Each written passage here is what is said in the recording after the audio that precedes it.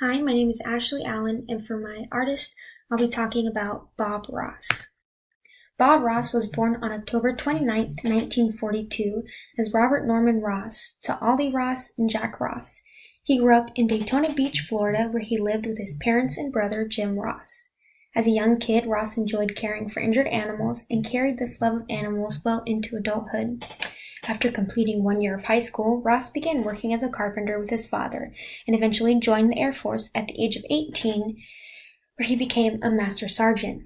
At his first station in Alaska, he took his first art class where he learned the wet-on-wet technique that he would utilize throughout his career.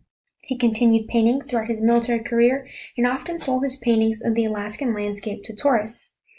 After serving 20 years in the service, he retired in 1981 and took private lessons with Bill Alexander, and even began teaching his friends and colleagues.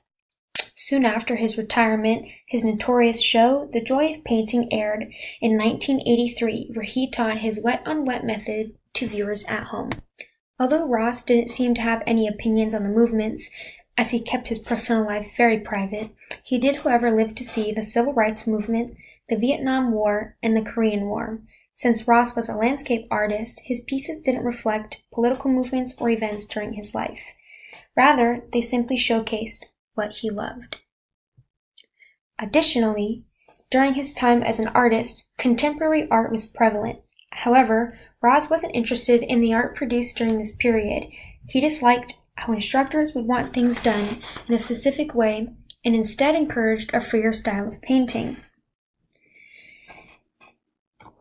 Due to his popular TV series, he pioneered the Bob Ross method and encouraged beginning artists to enjoy painting in oils. Most of his pieces began with a coat of liquid white on a stretched canvas and would be layered with oil paint to create stunning landscapes.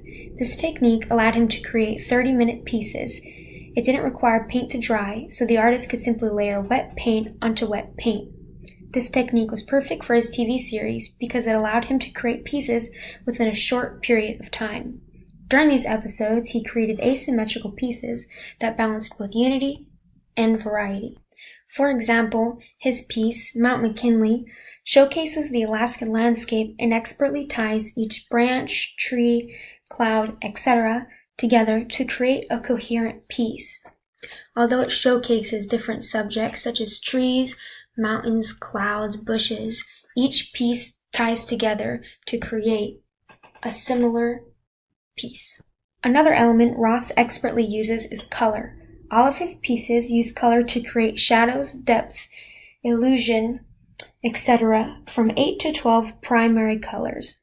Rather than use a plethora of colors, he focuses on this group of paints and their depth and hue to add mood and creativity to his piece.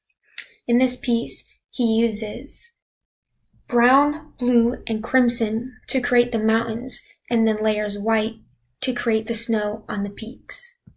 Although the brown, blue, and red all showcase are all vastly different colors, they combine to create a gray that showcases the natural color of mountain. These techniques showcase how Ross painted solely for delight. He wanted to showcase the beautiful landscape he was inspired by and wanted his viewers to learn alongside him to create stunning pieces of their own. This, however, led to some controversy as critics argued that his expression and teaching wouldn't allow his viewers to think creatively. Rather, it simply led them to create work just like his. Additionally, critics of his work often noted that he wasn't very technically skilled, and even thought of him as a copycat to his art instructor, Bill Alexander. This, however, didn't deter Ross from doing what he loved. He simply created art because he loved to, and because he wanted to share it with the world. His popularity continues to grow to this day, as his Mr. Roger-esque style has now been featured on popular streaming services such as Netflix and YouTube, and continue to be streamed all over the world.